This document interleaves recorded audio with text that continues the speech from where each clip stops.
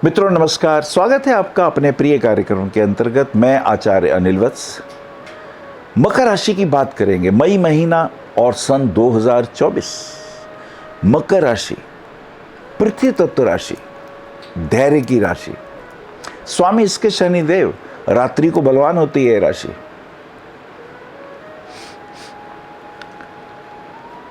शनि का क्या प्रभाव हो सकता है? शनि सर्वहारा वर्ग को रिप्रेजेंट करते हैं। शरीर के अंदर जो नसें हैं, नर्वस सिस्टम है, वेरिकोस की जो प्रॉब्लम होती है, गैस्ट्रिक ट्रबल्स जो होती है, और जो दुख और जो कष्ट अकारण आते हैं और जो धीरे धीरे तंग करते हैं, जाते ही नहीं, शनि इसको रिप्रेजेंट करते हैं। और शरीर में देखें तो घुटने के नीचे का हिस्सा, पिंडलियों के भाग, ये सब शनि के कंट्रोल में है। मकर और कुंभ राशि। आइए मकर राशि के बारे में कुछ और सोचें। शनि किस राशि में है, क्या प्रभाव देंगे? शनि द्वितीय भाव में है, मूल त्रिकोण राशि में। आर्थिक दृष्टिकोण से शनि बलवान है। लोहे का काम है, प्लास्टिक का काम है, केमिकल का काम है, उसमें फायदा देने वाले हैं। डॉक्टरी का काम है, आयुर्वेद का कोई काम है, पेट्रोलियम प्रोडक्ट से रिलेटेड कोई कार्य है, तो शनि उसमें कामयाबी देते हैं। शनि आस्पेक्ट करते हैं थर्ड हाउस को। माँ की सेहत का ध्यान रखिएगा, वहाँ शनि नीच की दृष्टि देते हैं। और वैसे भी चतुर्थेश अपने से 12वें है, मंगल थर्ड हाउस में है, तो माँ की सेहत के लिए अच्छा नहीं है। अचानक कोई कष्ट या तकलीफ उनको तंग कर सकती है, उसका ध्यान रखेंगे। शनि सप्तम दृष्टि से अष्टम भाव को देखते हैं, खोजबीन का और रिसर्च का भाव है। शनि अगर यहाँ देखेंगे तो अचानक कोई संकट, अचानक कोई कष्ट, अचानक कोई तकलीफ हमें तंग कर सकती है, क्योंकि शनि का एस्पेक्ट जिस हाउस में पड़ता है उस हाउस से संबंधित, अब ये त्रिक भाव है जो रोग कष्ट इत्यादि देता है, अचानक संकट देता है अष्टम भाव। अचानक दुख, अचानक लॉस, अचानक कोई समस्या। और 10वीं दृष्टि से शनि आय भाव को देखते हैं, तो इनकम के क्षेत्र में भी शनि की जो दृष्टि आएगी, क्योंकि आयुष है।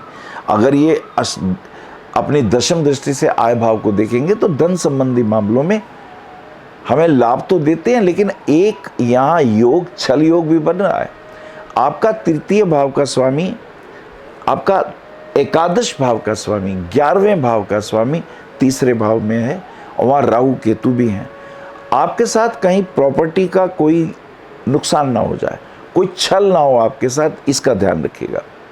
बस ये बहुत इंपॉर्टेंट प्रेडिक्शन मैं दे रहा हूँ। संभावना हो सकती है, ये ऐसा नहीं कि ऐसा होगा। प्रॉपर्टी में साइन कर रहे हैं किसी पेपर पे, चेक कर लीजिएगा, ऐसी विश्वास मत करिएगा। कहीं आप प्लॉट बुक कर रहे हैं या रहने के लिए घर बुक कर रहे हैं और वहाँ कुछ रुपया दे देते हैं, सोच समझ के दीजिएगा, नुकसान ना हो, क्योंकि ये योग बना हुआ है, ये इंपॉर्टेंट है। गुरु की स्थिति देखते हैं। गुरु आपके व्ययेश और तृतीयेश दोनों हैं, और गुरु की स्थिति यह है कि वो चतुर्थ भाव में, व्ययेश और तृतीयेश चतुर्थ भाव में। माँ के लिए अच्छा नहीं, सेहत के लिए अच्छा नहीं। वाहन वगैरह खरीदने का योग अगर देखना हो तो आपका पंचमेश और दशमेश शुक्र चतुर्थ भाव में कोई ना कोई वाहन खरीदने का योग बन रहा है, ये इसमें स्पष्ट है। शुक्र वाहन के सुखों के कारक हैं, लेकिन सूर्य के साथ होकर अस्त भी हो जाते हैं, तो इसका भी हमें ध्यान देना है। सूर्य अष्टमेश होकर चतुर्थ भाव में, अब अष्टमेश अगर चतुर्थ में है तो माँ के लिए अच्छा सिग्नल नहीं मिल रहा, तो उनकी सेहत का ध्यान रखना है। अपने मन को भी ठीक रखना है, डिप्रेशन में नहीं जाना, नेगेटिव एस्पेक्ट नहीं सोचने ज़्यादा, ये महत्वपूर्ण रहेगा। मंगल वास्तव में अगर देखें तो चतुर्थेश और आयुष है। मंगल जब तृतीय भाव में जाते हैं तो छोटे भाई बहनों को कष्ट हो सकता है, उनके लिए कोई प्रॉपर्टी वगैरह लेते हैं तो वहाँ हानि हो सकती है, ये हमें ध्यान देना होगा। राहु तीसरे और नवम, यानी तीसरा भाव जो है राहु वहीं है और केतु नवम भाव में। ये जो योग है, अचानक यात्रा का योग भी बनता है, तो ये योग भी बहुत महत्वपूर्ण रहेगा। बुध की स्थिति यह है कि वो षष्ठेश है और भाग्येश है। रोग रिपु ऋण के भी कारक हैं, और वो भाग्येश भी हैं और वो तीसरे भाव में अचानक नीच के हैं वो, तो अचानक उन्हें कोई लाभ भी हो सकता है, क्योंकि बुध को नीच भंग भी प्राप्त हो रहा है। बुध जिस राशि में नीच के हैं उसका स्वामी केंद्र में है, तो अचानक कहीं धन प्राप्ति के भी योग ये दिखा सकता है। ग्रह गोचर को भी देखना बहुत जरूरी है। जैसा कि हम देखते हैं बुध 10 मई को मेष राशि में प्रवेश करते हैं। बुध भाग्येश हैं, जब ये मेष राशि में आएंगे तो आपके केंद्र में आ जाएंगे, त्रिकोण और केंद्र का योग बनेगा, भाग्य साथ देगा मां के स्वास्थ्य के दृष्टिकोण से। और प्रॉपर्टी कोई खरीदनी है या कोई वाहन वगैरह लेना है तो वहां भी ये सहयोग देगा, क्योंकि नवम भाव धर्म का भी है, पिता का भी है, तो उनके भी आशीर्वाद मिलेंगे।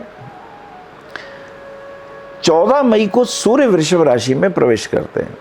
सूर्य आपके अष्टमेश है। अब जब ये वृषभ में आएंगे तो संतान के लिए ठीक नहीं होगा, उनके स्वास्थ्य के लिए, उनकी एजुकेशन के लिए हमें ध्यान देना होगा। ये वहां थोड़ी परेशानियां पैदा कर सकते हैं। अष्टमेश हानि का प्लैनेट है, जिस घर में जाएगा वहां हानि करेगा। अब ये 1 महीने तक संतान के लिए विशेष ध्यान देना होगा, बीमारी ना हो, रोग ना हो, इन्फेक्शन ना हो, so you should be careful. इस दृष्टिकोण से शुक्र 19 तारीख को वृषभ में आ रहे हैं। शुक्र आपके सबसे इंपॉर्टेंट प्लैनेट हैं, पंचमेश और दशमेश होकर जब ये वृषभ में आएंगे तो ये आपके लिए बहुत अच्छे, ये 25-30 दिन राजयोग बनाएंगे आपके धन के दृष्टिकोण से, सम्मान के दृष्टिकोण से, बच्चे के स्वास्थ्य के पॉइंट ऑफ व्यू से बहुत शुभ होगा। गाड़ी वगैरह लेनी है उस दृष्टिकोण से ठीक रहेगा। पति पत्नी के संबंधों में भी अनुकूलता लाने वाला ये योग बनेगा। ऑफिस के कार्यों में पॉजिटिव रिजल्ट मिलेंगे। फाइनेंशियल पॉइंट ऑफ व्यू से अगर आपने कोई बिजनेस लगाया है, अगर आपका मान लीजिए कोई बिजनेस इस प्रकार का है जिसमें ज्वेलरी है, डिज़ाइनिंग है, आर्ट वर्क है, एडवर्टाइजिंग का काम है, फिल्म से रिलेटेड काम है, तो उसमें ये फायदे देने का योग है।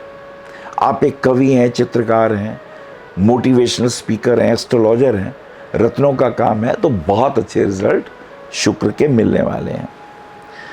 31/5 को बुध फिर वृषभ राशि में आते हैं। अब बुध भाग्येश भी हैं और षष्ठेश भी हैं। भाग्येश होकर जब ये वृषभ में आएंगे तो शुभ रहेगा, संतान के लिए अच्छा भी रहेगा, लेकिन वो षष्ठेश भी हैं, रोग कारक भी हैं, दोनों रूप दिखाएंगे। ये रहा ग्रह गोचर का प्रभाव। क्या करना चाहिए? लग्नेश को बलवान करना चाहिए, वो आपके शनि देव हैं। तो शनिवार को पीपल के पेड़ के नीचे दीपक जलाएं और जल चढ़ा दें। सूर्योदय के आसपास 1 घंटे तक ये काम कर लें, अच्छे रिजल्ट मिलेंगे। शुक्र आपका दशमेश और पंचमेश संतान का भी कारक है। एक ओपल रत्न 10-10.5 कैरेट का इंडेक्स फिंगर में पहनिए, ये आपके लिए शुभ होगा। पन्ना रत्न धारण करने से भाग्य प्रबल हो जाएगा, ये काम कर सकते।